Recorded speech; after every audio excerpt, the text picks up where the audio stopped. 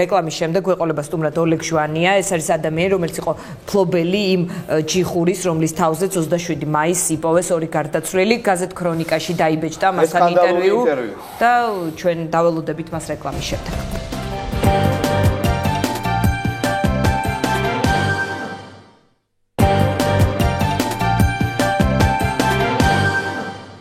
ჩვენ ვიწყებთ მეორე ნაწილს ამ გადაცემისა. ოლეგ ჟვანი არის ჩვენი სტუმარი. ბატონო ოლეგ, დიდი მადლობა. თქვენი ინტერვიუ წავიკითხეთ დღეს ქრონიკაში და ამის შემდეგ გაგვიჩნდა სურვილი მოგვეწვიეთ გადაცემაში. თქვენ ხართ ფლობელი იმ ჯიხურისა თავისუფლების მოედანზე, რომლის სახურავზეც იქნა აღმოჩენილი შინაგან საქმეთა სამინისტროს ვერსიით ელექტროენერგიის გადამცემი იყო დაზიანებული და ამან გამოიწვია მათი გარდაცვალება. 2 ცხედარი 26 მაისის მომიტინგეთა. თქვენ მოგვიყევით პირადად, როდის დაგიკავშირდნენ და თქვენ როდის გაიგეთ, რომ თქვენი მაღაზიის თავზე ხდებოდა ეს ამბავი? 27 მაისს 11-ის ნახევარზე დაახლოებით, შეიძლება 10-15 წუთი შევცდე, დამერეკეს ტელეფონზე ამ მაღაზიის დირექტორმა დამერეკა, რომელზეც მე არენდად მაქვს გაცემული ეს მაღაზია. დამერეკა და მითხრა, სასწრაფოდო ჩამოდიო, გიბარებენო შენო, ძალოვნები არიანო მოსული და რაღაც სასწაულებს ყვებიანო. აქვე დავამატოთ, რომ თქვენ ცხოვრობთ მოპირდაპირე მხარეს, ოცნება რო იყო ცნობილი საპარკმახერო იმ სახლში. ესე იგი, ამ ობიექტამდე რომ მისულიყავ, მინდა მარტო მხოლოდ რუსთაველის გადაჭრა. მივედი იქ დამხდნენ ძალოვნები, ახალგაზრდა ხალხი, ალბათ 25-30 წლის ფორმაში. არა, უფორმოდ და რაც შეეხება ფორმას, ფორმით იყვნენ ალბათ პატროლის ხალხი, რომელსაც მაღაზია ჰქონდათ ყვითელი ლენტით შემოსაზღვრული და არც შიგნით უშვებდნენ ვინმეს და არც გარეთ უშვებდნენ არავის. ფოტოკორესპონდენტები მოდიოდნენ და ზოგიერთ წაართვეს აპარატურა და მე ისინი იხვეწებოდნენ აპარატურა მაინც დაგუბრუნდნენ და ესეთი ვითარება იყო. მივედი, ამიყვანეს მაღაზიის თავზე. ახლა მაღაზიის სახურავი უთანაბრდება პიონერსახლის ბაღს.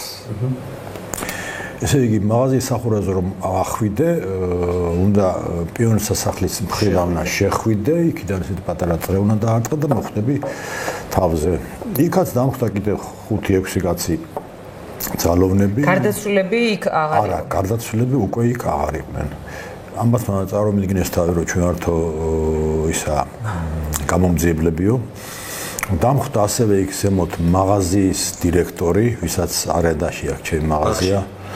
ხო, ზემოთ ხო და იქ კამათობდა ამათთან. მივედი, მეთქი მე ვარ, მე პატრონი რა ხდება, რა შეა საქმე მეთქი და მითხრეს თავაზიანად კორექტულად მიმდინარეობდა თავიდან საუბარი. მითხრეს რომ თქვენი მაღაზიის თავზეო ელექტროსადენი იყო დაზიანებული, იქ სახურავს ხახუნაო და კახახუნებიაო და ისა გადამოვიდა დენიო და ეს 2 ადამიანიო დაიღუპაო.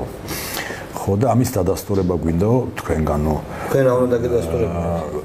ვითომო თქვენო ეს დაზიანება გუშინ მოხდაო და იცოდით ამის შესახებ და დაურეკეთო თელასო რომ სახურავზე დენი გადადის და მობძანით და გაასწორეთ. ანუ ასეთ ფაქტი არ ყოფილა თქვენ არ დაგირეკავთ თელასთან და არ ყოფილა, მაგრამ იქ მაჩვენეს ვიღაც 2 თანამშრომელი თელასის, მითხრეს რომ ესენიო დაგიდასტურებენ ამასო და არაფერი. ანუ შემოგთავაზეს ვერსია, რა უნდა მოგეყოლათ, რომ მართლაც იყო პრობლემა ელექტროენერგიის კაბელთან დაკავშირებით და ანუ საქმის გაყალბებაში უნდა ამეღო თავზე, ესე იგი რომ ჩემი დაუდევრობით, ანუ ყურადღებობით, არ ვიცი როგორც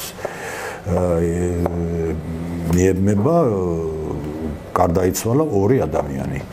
ნუ ახლა მე ამაზე უარი უთხარი, იმიტომ რომ ჯერ ერთი რომ თუნდაც რატომ დავიდებდი თავს ამ ცოდვას, რომელიც ჩემი მიზეზით არ მოხდა და არ ჩამიდენია და მეორე კიდე რაც თავარია, მე გითხარით რომ მოპირდაპირე სახლში ცხოვრობდა, იქედან ყველაფერი ჩანს და 26 მაისს რაც მოხდა თბილისში, ეს ყველაფერი ჩემი ფანჯრებიდან მაქვს ნაყურები. არა მარტო რუსთაველის მხარეს, არამედ ჩვენ იქ დიდი ეზო გვაქვს ეკავშირის მეორე მხარეს, შიდა ეზო, დიდი ეზოა ძალიან, 6 პადიეზდიანი კორპუსია.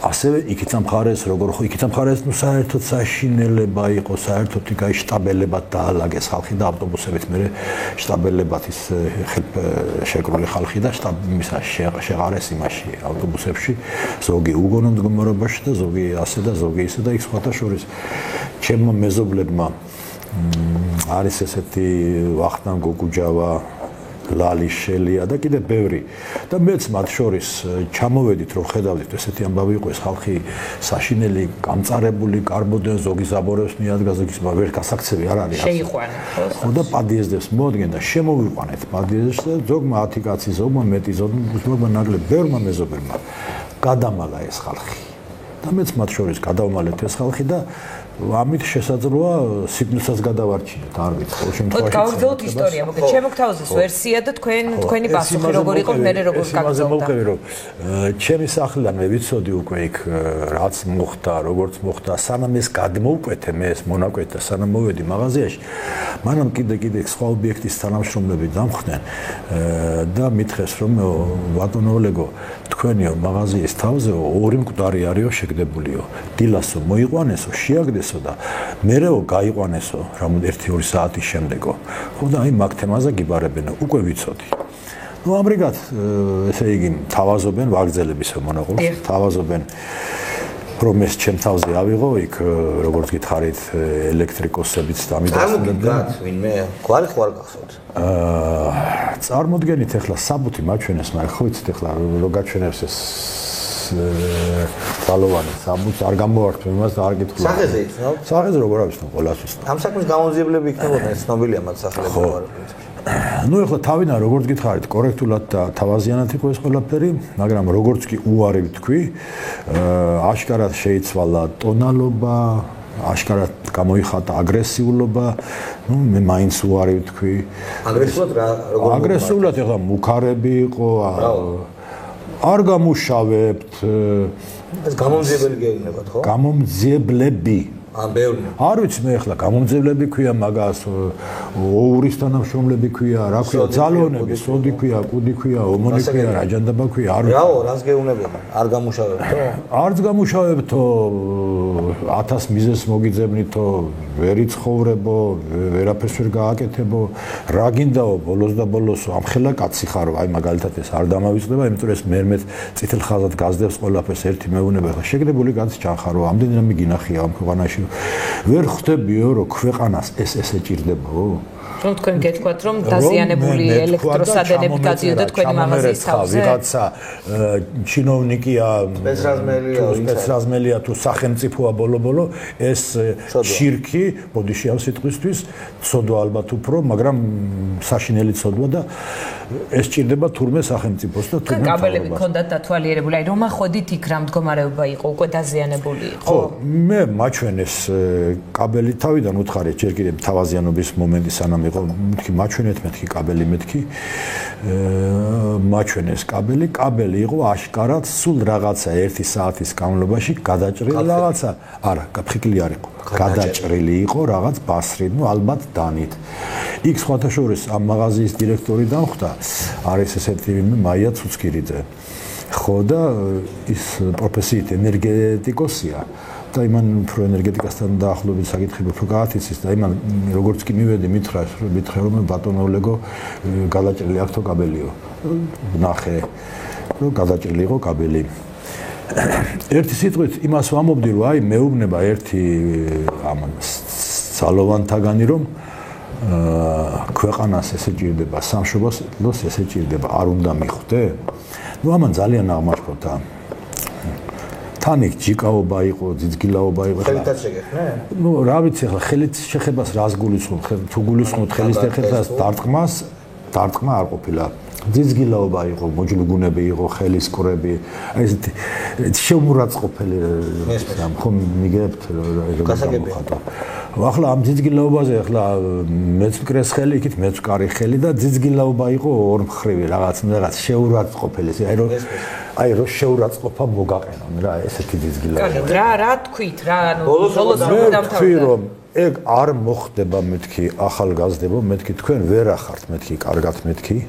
თუ მეთქი ფიქრობთ რომ მე ან ვინმე ალბათ ამ დანაშაულს თავის თავზე აიღებს მეთქი, მე ყველაფერი ვიცი მეთქი უთხარი, აი ცხოვრობ მეთქი, ეს არის ჩემი პანჯარა მეთქი. მე დავინახე აქ როგორ შემოყარეთ ფუტურები და მე როგორ გაიტანეთ მეთქი. მე არ დამინახია სინამდვილეში, მაგრამ სხვებისგან ვიცოდი უკვე სანამ გადმოვედი ტყუილი მეთქი, მე დავინახე მეთქი. ხო და მე მაგას არ ავიღებ მეთქი. ნუ ეხლა რა გიპასუხეს?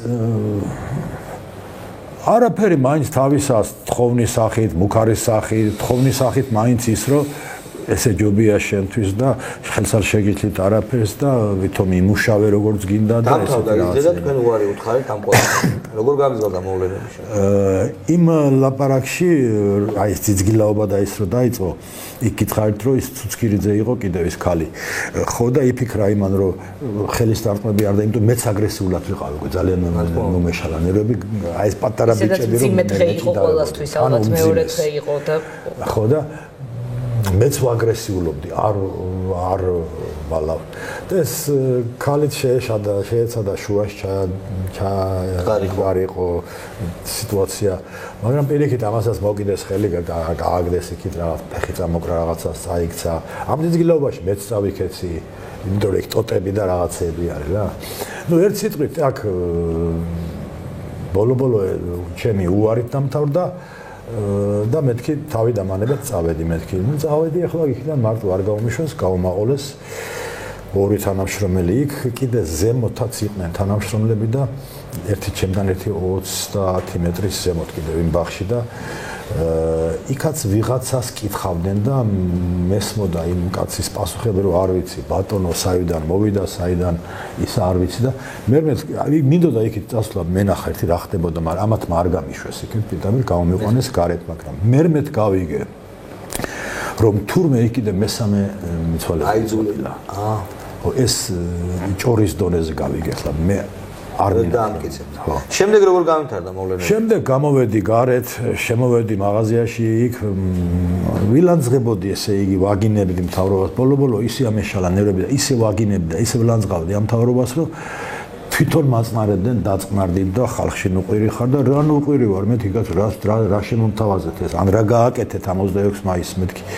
ხო და უყვიროდი აი პირდაპირ ხალხში და მე მოვიდა ერთი მაღალჩინოსანი გვარი დასახელი მე არ მინდა დავასახელო იმიტომ რომ შეიძლება შეურაცხყოფისა შეიძლება ზიანი მივაყენო იმ ადამიანს მაგრამ თვითონ გამოეხმაურება ალბათ თუ უყურებს და რაღაცა მაშინ დავასახელებ თუ გამოძიება დაიწყება თუ გამოძიება დაიწყება თვითონ არ გამოხმაურება მეგონ რომ დაიწყება ხო აი ეს მოვიდა მითხრა რომ დაწყნარდიო წარომედგინა თავისთავი ერთ-ერთი ძალიან დიდი ჩინოსანია ძალიან დიდი კი წარომედგინა თავისთავის სიმპათიური კაცი იყო ნორმალურად აზროვნებდა ნორმალურად საუბრობდა და მითხრა მირჩია რომ რა გინდაო რო ყვირი ხარო აღროჩხლო გაჩუნდიო აგეღოვე შენ თავზეო ხო ხედავ ჩვენც ვაკეთებთო იმას რაც არ გვინდაო გავაკეთებთო მიხვდიო რა აი ესეთ ასპექტებში ესაუბრე ხლა რომ დავა პრინციპში ადრე რომ დამესახელებია მართლა ზიანს მივაყენებდი ეხლა რომ დავასახელო არ მივაყენებ მაგრამ უკითხავად არ დავასახელებ არ არის საქართველოში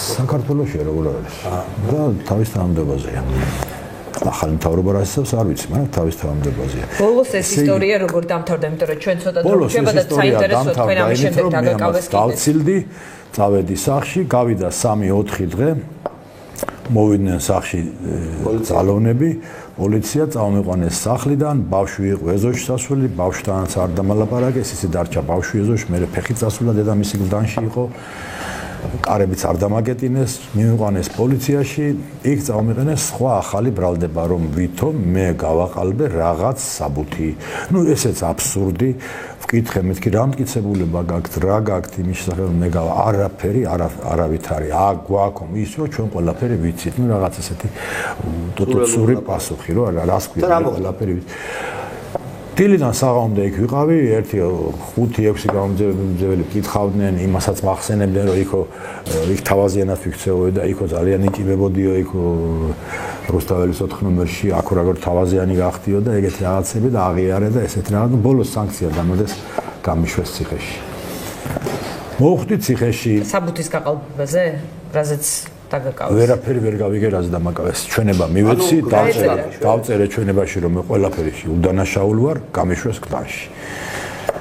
გდანში ახლა არ მოვყვები იმას გდანში რა ხდება გდანის ციხეში და საერთოდ ციხეებში, იმიტომ რომ რაც მოვისმინე 4 თვე ცოტა აგდავთ ხდეს. და ხო და ამას ყველაფერს ვადასტურებ რაც პრესაში არის გდანის ციხეში რაც ხდება. იქ ახლა იყო ესეთი მომენტები, გამომიყვანდნენ კამერიდან, შემიყვანდნენ აბანოს წინა ოთახი, ეგ საერთოდ ხალხს აწამებენ. ხო და მე რო გითხრათ ახლა არავის არ უწამები ვარ, მაგრამ რა ხდებოდა იცით, გამომიყვანდნენ იქ რომ ჩემზე ფიზიკური ზემოქმედება მოეხდინათ, მაგრამ მე იმდენად შევედი მაგათთან კონტაქტში რომ ვარ ექიმი, ტრანსპლანტოლოგი, უხსნიდი რა არის ტრანსპლანტაცია, რაღაცები აინტერესებდათ ესეთი საუბარი და კონტაქტი შევედა. გერიდებოდნენ. ხო, მარტო იმიტაციას აკეთებდნენ იმისას, რომ თითქოს მე იქ რაღაცა პრესი გამიკეთეს. მეტი არაფერი. მაგრამ ხო ვიცოდი და ხო გარკვეულად მეუბნებოდნენ რომ გაჩვენდი ვითომ საპროცესოთი გამოგიშვეს, ხო? არ დამთავრებია შემდეგ ამისა, ესე იგი გადამიყვანეს 18 იზოლატორში. გასაგებია. აი იქ რაც თავარია ახლა ვყვები ავსაჯანიშვილმა, თოლორდავამ, ცხვედიანმა, დამამტვრიეს ამ სიტყვის სრული ნიშნობით. დუბინკებით, წიხლებით, მუშტებით, ყველაფრით მოითხოვდნენ აღიარებას. და მომიტანეს 80 ლარი თანხა, რომ თითქოს ეს თანხა იყო ჩემი და რომ ამის გულისთვის მომცემდნენ 3 წელ, ესეთი ეგრეთ წოდებული ლაგერნის სროხს. მე ამაზეც უარი ვთქვი. არაფერი არ არის მეთქი ჩემი. ესე იგი ვიყავი პრესში, ცემაში და რა ვიცი. ბოლო გავამიშვეს. ბოლო მოვიდა კიდე საჯარო ახსნილების დეპარტამენტის საგამომძიებლო სამმართველოს უფროსი გვარჯალაძე, იმანაც ხოვა მარწუნა რომ ეს მაინც აიღე შენ თავზე 80 ლარი. 80 ლარი რომ რაღაც ციხეში არ შეიძლება გამოვქვითოთ. ამზალული საგანია. მეთქი რა უნდა გამოვქვითოთ? მეთქი ჩემი საჯელი, როგორ ჩემი აკოფნა, როგორ უნდა გამოვქვითოთ რა წინასწარი წოით რომ მე აქ ფულს მოვიტანი დაუშვათ. ნუ მთხოვეს იქით აკეთ და გაფორმდა რომ ვითომ ჯინსის შარვალი მეცვა, ამ დროს ჯინს შარვალი არ მწმია, შავი შარვალი მეცვა რომ დამატიმრეს. იმაში ჩარჩა. ვითომ იმის პისტონჩიკში ჩარჩა და ესეთ რამე გაფორმდა და ამაზე მოვაწერე ხო კარგი მეთქი ამაზე მოვაწერე. არა და როგორ იჩხიკება იცი ადამიანი და ვინ შეატანს ახლა სვაბოდის ფულს ახლა მოვაწერე ხელი შემატანიეს გირავო და გამიშვეს. გაგასამართლეს 80 ლარზე და არა გაყალბებაზე? გირავო შემატანიეს 7000 ლარი. გასავთ, აკრძალული ნივთის ქონაზე გაგასამართლეს თუ გაყალბებაზე? გასაგებია. ერთზე გავმიტანეს ერთი საჯელი, მეორეზე გავმიტანეს მეორე საჯელი, შეკრიბეს და გავმივიდა 7000 ლარი. პირობითი მომწეს 6 წელი და ყოველ ორშაბათს მივდივარ იხდით ხო? ხელსაწერ. აპრობაციაში ესე ცერს დავასწორებ, დავაჭირიკა. მე მგონი ამ ბატონის ეს განცხადებები ყურად უნდა იყოს იმ ადამიანებმა, რომლებიც დაიწყებენ. ეს მაღაზია არის ისევ, ხო ბუნებრივია თქვენს ყველაფერი პრობლემაში. არის ისევ, გავთავისუფლდი, არა მომიღია ხმა, იმიტომ რომ მე ფაქტიურად პატიმარი ვიყავი, პირობითი, ეს იგივე პატიმარია. ჩემს შეყვანა ციხეში არავითარი სანქცია აღარ უნდა გამოდაეთ, ბრძანება, მეტი არაფერი ნებისმიერ ის რომ რეჟიმი შემიცვალო. ვიღავი გაჩვენებული და ეხლა ამ სუფთა ჰაერმა დაბერა მოვიდა ის ხალხი, ის ხელისუფლება, ის ადამიანები, სადაც შეიძლება უკვე თქმა ყველაფრის შენი ნაფიქრალის რაც გადახტა თავს. რაც გადამხდა თუ არ გადამხდა და აი ნახე ის კორესპონდენტი, ვინც პირველი სტატია დაწერა, როცა დავამბატიმრეს. აი დიტო ამის შესახებ მაშინ წერილი. კი, დიტო 2 თუ 3 კორესპონდენცია აქვს ამის შესახებ საკმაოდ ვრცელი და სადაც აღწერს იგივეს, რაც მე აღწერე. ოღონ ერთადერთი იქ აქ ნათქვამი დიტოს რომ ოლეგ ჟვანიას ალბათ იქო მერაბიშვილის სატრაპები ისე მოღუნავენო, რომ აძახებებენ რომ ელექტროდენით დავდებდი ხალხს მოსაკლავათო. ალბათ აიძულებოდნენ პირველი რაც ვთქარი დიტოს მეთქი მე არც მოუღუნულ ვარ არც არაფერი ისა მეთქი აი გამოვედი როგორც შევედი გამოვედი სუფთად მეთქი ერთადერთი აი ამაზე დავწერე მეთქი რომ ვითომ ფული მქონდა პისტონჩიკში დიდი მადლობა ძალიან დიდი მადლობა ოლეგ ჟვანია იყო ჩვენი სტუმარი საინტერესო ამბავი მოყვა არა მე მგონი ძალიან ძიმეც მომავალი ძალოვანი სამინისტროს ხელმძღვანელებისთვის იმიტომ რომ 26 მაისის ამის გამოძიება არის მართლაც ღირსების საქმე მომავალი ძალოვანი თუ პროკურატურის თანამშრომლები იმედი მაქვს რომ როდესაც შედგება ის საგამომძიებლო კომისია პარლამენტთან რა თქმა უნდა ვითანამშრომლები იმიტომ რომ ესენი ხო ადამიანები არ არიან ესენი არიან ცხოველსაც კი რო უთხრა ცხოველი ხარ თქო ალბათ შეურაცხყოფას ვაყენებ გასულდა დღევანდელი გადაცემა ძალიან დიდი მადლობა ჩვენ სტუმარს